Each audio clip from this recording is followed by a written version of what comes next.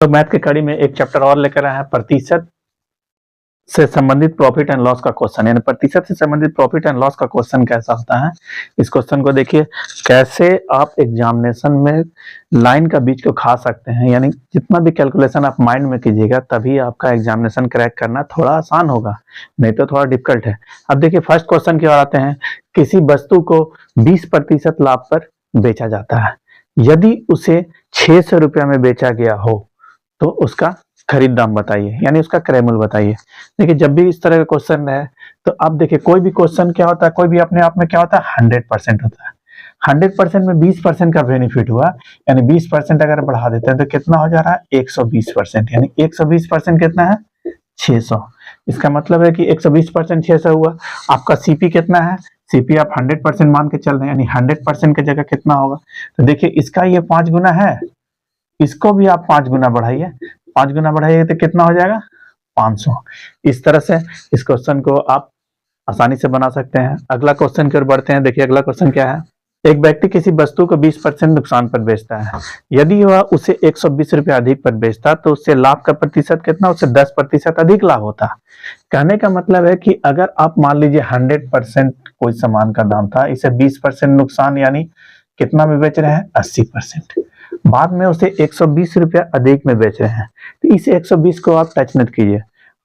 बेचने पे क्या हो रहा है, बेचने पे क्या हो रहा है, आपको अब वो जो था 10% लाभ में कन्वर्ट हो जा रहा है। यानी कितना हो जा रहा है 110%। यानी पहले आप कितना बेच रहे थे 80% में, अब आप कितना बेच रहे हैं उसको 110% में। यानी कितना परसेंट का दोनों के बीच फर्क है, दोनों के बीच फर्क है आपका 30%। इसी 30% की जगह आपका 120 है, तो आपका 100% कितना होगा, ये देखिए ये 4 गुना है, इसको 4 गुना बढ़ाइए, यानी उसका सीपी कितना हो गया 400।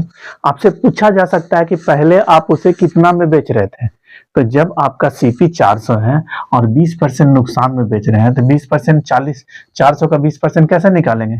देखिए 10% निकालने के लिए आपको इकाई के बाद पॉइंट बैठाते हैं, यानी 400 का 10% कितना होगा 40। जब 10% 40 हुआ तो 20% कितना होगा 80, यानी इसमें से 80 घटा दीजिए, यानी 320 रुपया ये पहले का आपका एसपी था। ठीक है, इस तरह से आपसे बाद का भी पूछ सकता है कि बाद का एसपी क्या होगा, यानी बाद में आप उसे कितना में बेच रहे हैं 110% में, यानी 400 का 10% कितना होगा 40, यानी 400 प्लस 40 440। इस तरह से अगर आप क्वेश्चन को समझ रहे हैं, क्वेश्चन का बारीकी को समझ रहे हैं, तो आप 50% कैलकुलेशन या 90% कैलकुलेशन आप माइंड में करके उसे आसानी से सॉल्व कर सकते हैं। मेरा वीडियो अगर पसंद आता है तो शेयर और सब्सक्राइब करिए, ताकि मुझे इस तरह का मोटिवेशन मिले और मैं आपके लिए इस तरह का और भी वीडियो बनाकर लाता रहूं। अगला क्वेश्चन की ओर बढ़ते हैं। देखिए अगला क्वेश्चन क्या है। अगला क्वेश्चन देखिए क्या है। किसी वस्तु का मूल्य पहले 30% बढ़ाया जाता है, जो भी उसका खरीद दाम था उसे 30% बढ़ाया जाता है, फिर 20% घटाया जाता है, तो इसका अंतिम मूल्य क्या होगा। जैसे अंतिम मूल्य यानी इसे कितना में बेचा गया। अगर उस वस्तु का दाम 500 रुपया है, तो जब भी पैसा का जिक्र हो तब आप 100 मान के नहीं बनाइए, डायरेक्ट आप पैसा से खेल सकते हैं। जैसे पहले उसका दाम कितना है, पहले उसका दाम है आपका 500, ठीक है। 500 कब क्या हुआ 30% आपका ज्यादा है। अभी थोड़ा देर पहले आपको बताया 10% निकालने के लिए क्या कीजिएगा, इकाई के बाद पॉइंट बैठाइएगा, यानी 500 का 10% कितना हुआ 50। जब 10% 50 हुआ तो 30% कितना होगा 150, यानी 150 आप बढ़ा दिए तो कितना हो गया, इसका दाम अब 650 हुआ।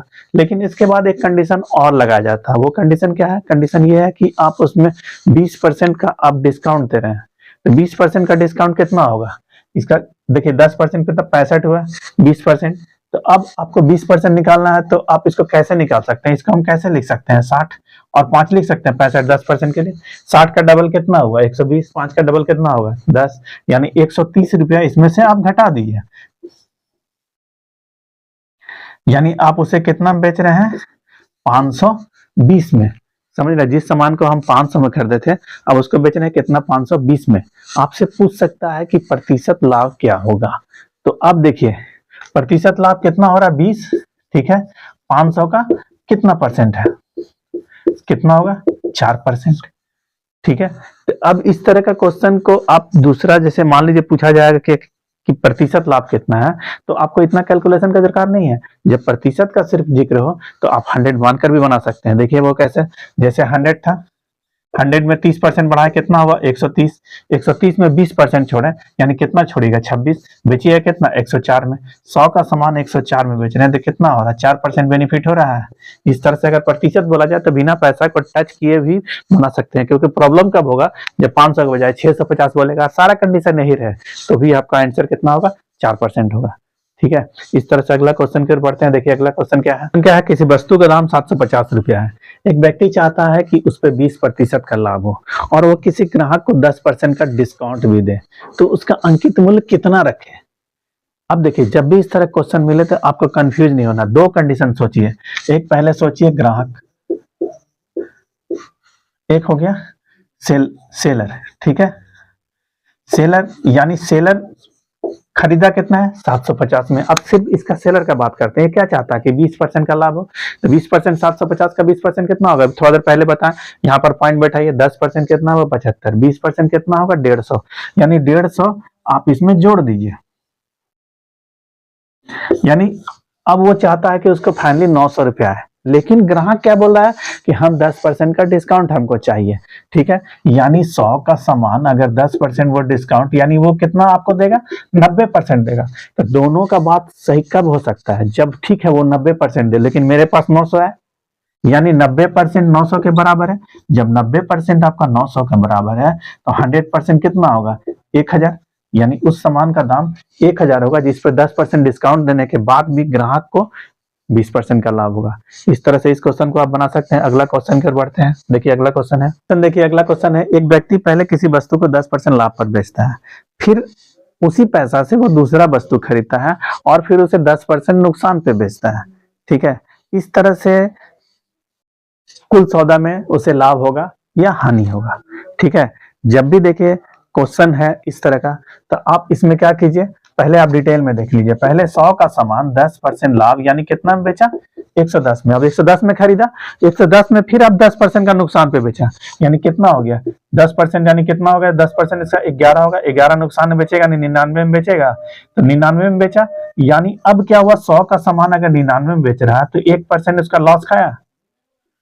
जब भी इस तरह का क्वेश्चन रहे तो आपको कंफ्यूज नहीं होना।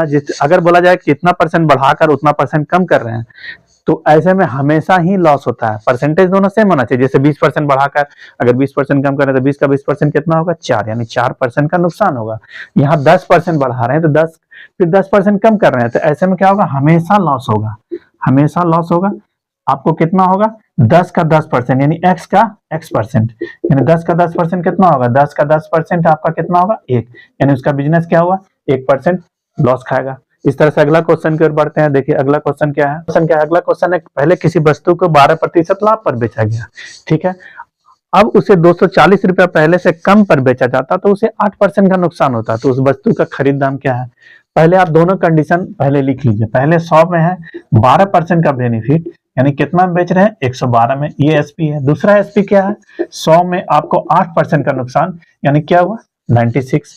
तो अगर आप समझ रहे हैं तो डायरेक्ट 12 और 8 20 कर सकते हैं, या फिर 96 में से आप इसमें घटाइएगा कितना आएगा 20 आएगा, यानी 20% के जगह ही वो 240 है। 20% अगर 240 है 100% कितना होगा।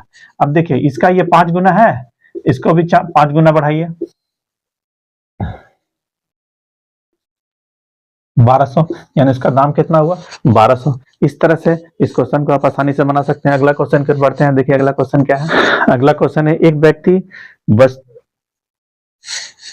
एक दुकानदार, देखिए अगला क्वेश्चन क्या है, अगला क्वेश्चन क्या है, एक दुकानदार तराजू में बेचते समय 10%, खरीदते समय 10% और बेचते समय 10% का घोटाला करता है, तो इसका लाभ का प्रतिशत क्या होगा। खरीदते समय भी 10% का घोटाला कर रहा है, बेचते समय भी 10% का घोटाला, तो उसका लाभ का प्रतिशत। इस तरह का क्वेश्चन रहे तो आप कुछ नहीं कीजिए, डायरेक्ट x प्लस x का x%।